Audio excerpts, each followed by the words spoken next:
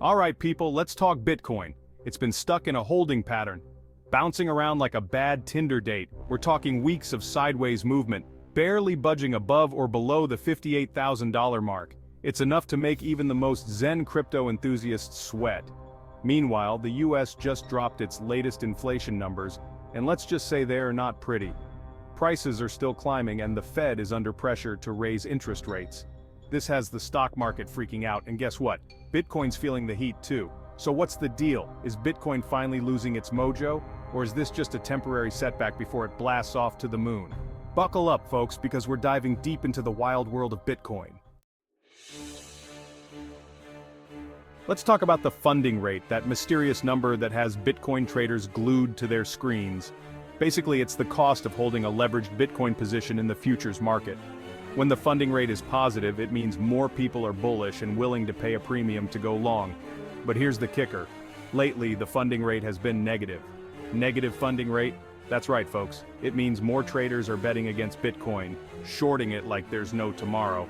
They're essentially paying to borrow Bitcoin so they can sell it, hoping the price will drop and they can buy it back cheaper. So what does this tell us? Well, it suggests that there's a lot of skepticism out there. Traders are hesitant to go long, fearing that Bitcoin's recent rally might be running out of steam. They're not convinced it can break through that stubborn $58,000 resistance. Remember when Bitcoin was supposed to be this decentralized independent asset? Yeah, about that.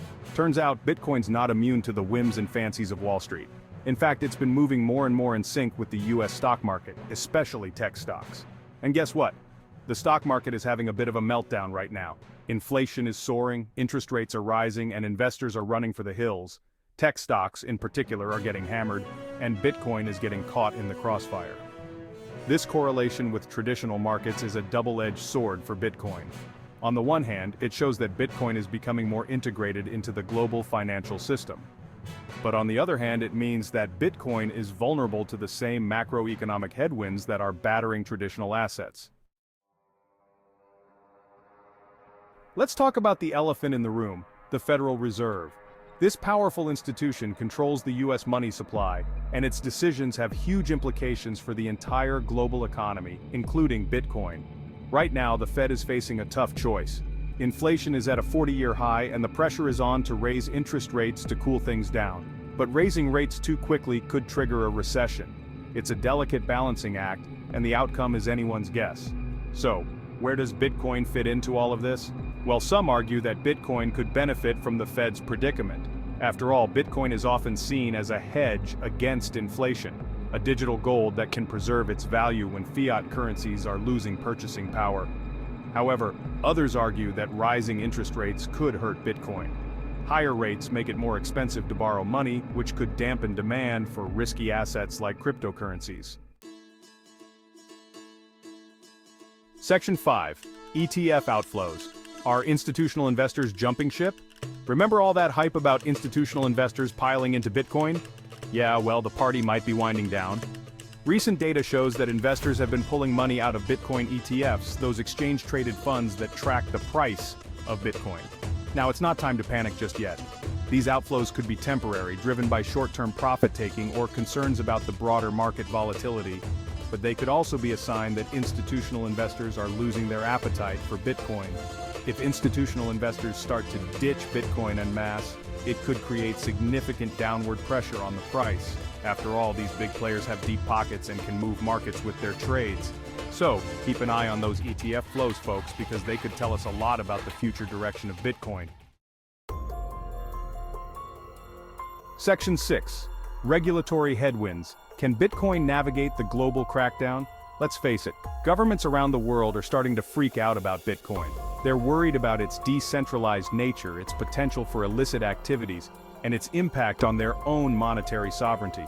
From China's outright ban on crypto trading to the United States government's increasing scrutiny of the industry, regulatory uncertainty is casting a long shadow over Bitcoin's future.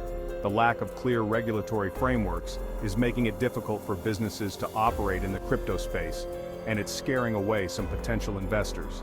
Until governments figure out how they want to regulate Bitcoin and other cryptocurrencies, this regulatory uncertainty will continue to weigh on the market.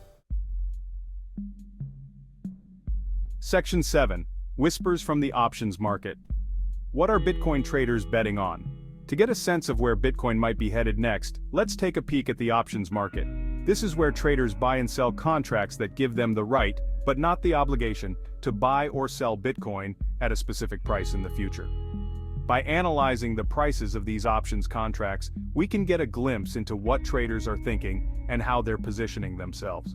And right now, the options market is painting a mixed picture. On the one hand, there's still a significant amount of open interest in call options, which suggests that some traders are betting on a price surge. But on the other hand, there's also been an uptick in demand for put options, which are essentially bets that Bitcoin will fall. This suggests that traders are hedging their bets, unsure of whether Bitcoin will break through resistance or face another correction. It's a classic case of fear and greed battling it out in the market. Section 8. The Bulls versus the Bears. Who will win the Bitcoin tug-of-war? So, what's the verdict? Will Bitcoin finally break through that $58,000 ceiling and soar to new heights? Or is it headed for another painful correction? Honestly, folks, it's anyone's guess. The Bitcoin market is notoriously volatile and unpredictable, driven by a complex interplay of factors that are constantly in flux. The bulls argue that Bitcoin is still in a long-term uptrend, supported by strong fundamentals like growing adoption, limited supply, and increasing institutional interest.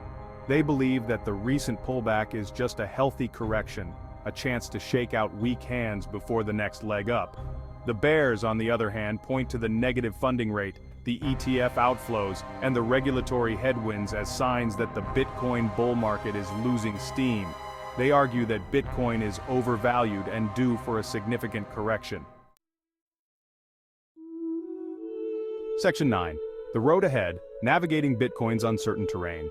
One thing's for sure, the road ahead for Bitcoin is likely to be bumpy. The macro environment is uncertain, regulatory risks remain elevated, and investor sentiment is fickle. But hey, that's Bitcoin for you. It's not for the faint of heart. It's a high-risk, high-reward asset that demands careful consideration and a strong stomach. If you're thinking about investing in Bitcoin, do your research, understand the risks, and only invest what you can afford to lose. Don't get caught up in the hype or FOMO. This is a marathon, not a sprint. And remember, folks, whether Bitcoin goes up, down, or sideways, one thing remains constant: the need for critical thinking, informed decision-making, and a healthy dose of skepticism. Stay woke, stay informed, and stay invested in your financial education.